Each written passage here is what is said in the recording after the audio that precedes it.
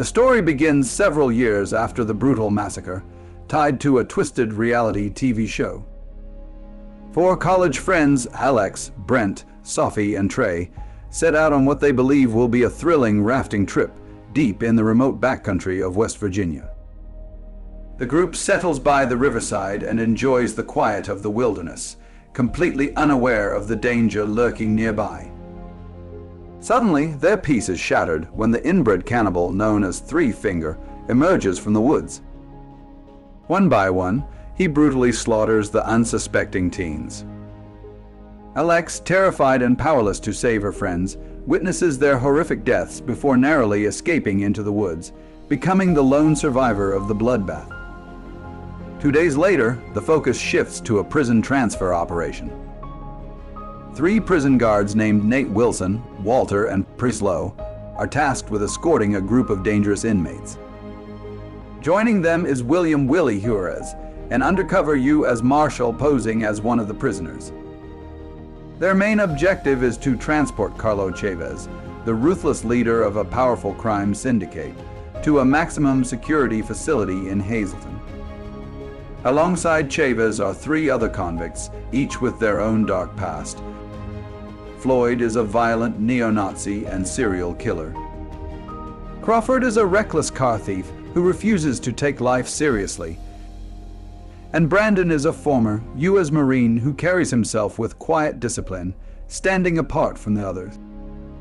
Together, they set out on what should be a routine transfer, yet the journey will soon spiral into a nightmare.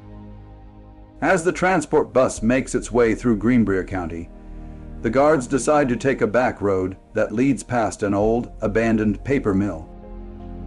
At first, the ride seems uneventful, but then the tires suddenly catch on a stretch of barbed wire that has been laid across the road. The bus skids out of control and crashes violently into the surrounding woods. With their vehicle wrecked and no way to move forward, the group is forced to continue on foot. From the shadows, Three Finger stalks them and begins his assault, striking without warning. In the chaos, Prislow is killed, leaving the others shaken and vulnerable. Taking advantage of the situation, the prisoners quickly overpower Nate and Walter, turning the guards into their hostages. As they press deeper into the forest, they stumble upon Alex, who has been hiding for days, terrified and on the run from both Three Finger and his cannibal nephew, known as Three Toes. As the group follows Alex deeper into the forest, they stumble upon an abandoned armored truck hidden among the trees. Inside, they discover bags stuffed with money, a tempting distraction from their deadly situation. While searching the vehicle, Nate comes across a handgun and quietly hands it over to Walter. Hoping to turn the tide, Walter points the weapon at Chavez and pulls the trigger, but the gun is unloaded. His attempt fails instantly, and Chavez responds with brutal fury, killing Walter in retaliation.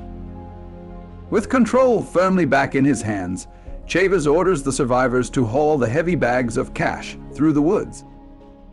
His plan is to reach Alex's old campsite, where the rafts can be used to escape with both freedom and fortune. Along the way, their path is blocked by a crude trap built from sharpened spikes, clearly left behind by Three Toes. They manage to avoid it, yet the young cannibal does not escape their grasp for long. Chavez and Floyd overpower him, and in a display of savage dominance, they cut off his head. They leave the gruesome trophy dangling on the spent trap, meant as a warning to his uncle, Three Finger. After Nate tries to sabotage their escape near the river, Chavez accidentally triggers one of Three Finger's hidden snares. The trap strikes with lethal force, killing Willie on the spot and reminding everyone that the forest belongs to the cannibals. Pushing forward, the group stumbles across Three Finger's truck. Seeing an opportunity, Crawford eagerly tries to steal the vehicle for himself, but a razor wire net ensnares him, and before he can break free, Three Finger slams the truck into gear. Then he is dragged screaming down the road, his body torn apart as the truck barrels forward into the night. Meanwhile, local town Sheriff Calvin Carver comes across the wreckage of the crashed prison bus.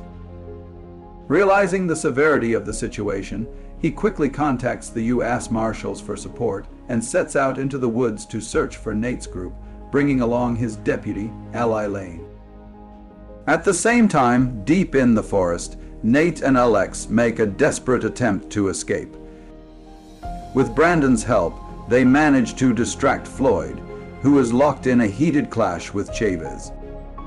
But their hope for freedom is short-lived when Chavez overpowers Floyd, savagely beats him down, and once again recaptures Nate and Alex, refusing to let his hostages slip away. The group eventually reaches the clearing where a tall watchtower once stood, though it has long since been reduced to charred ruins. It is here that Sheriff Carver finally catches up to them. But before he can intervene, Three Finger suddenly appears and brutally kills him, leaving the survivors shaken and defenseless. The chaos worsens when greed takes over. Chavez tries to reclaim the money, but Floyd seizes the bags and makes a run for it. However, his escape does not last long. From the tree line, Three Finger hurls a flaming Molotov cocktail straight at him. The explosion engulfs Floyd in fire, killing him instantly and burning every last bundle of cash along with him. Now consumed with rage, Chavez turns his fury toward survival. In a desperate act of betrayal, he throws Alex directly toward Three Finger, hoping the mutant cannibal will spare him in exchange for her. Then she is dragged away screaming, before being dragged deeper into the darkness and taken captive. At the same time, Chavez's cowardice enrages the others, and Brandon finally knocks him unconscious, giving Nate the chance to go back and rescue her. Chavez, however, does not escape his fate. When he regains consciousness, he comes face to face with Three Finger. The two clash in a violent fight, yet Chavez is no match for the mutant's strength. Three Finger overpowers him completely and kills him, ending the crime lord's bloody attempt at freedom once and for all. While Alex regains consciousness inside Three Finger's gruesome cabin, her eyes fall on a horrifying sight. Deputy Ally Lane is trapped in a razor wire net, bleeding out as her life slowly slips away. Before Alex can fully process the nightmare, Nate arrives. Risking his own safety, he breaks into the cabin and manages to free her. But their escape does not go unnoticed. Three Finger charges at them with relentless fury, forcing the pair to flee into the night. They manage to seize his tow truck and speed off down the rough forest path, yet Three Finger gives chase and refuses to let them escape so easily. The pursuit ends violently when the truck careens off course and slams into a tree. As flames threaten to engulf the wreck, Brandon suddenly appears. In a moment of redemption, he pulls Alex from the wreckage just before the vehicle explodes. Together, they try to help Nate, but Three Finger attacks again, more savage than ever. The fight is brutal and desperate, yet Nate finally gains the upper hand.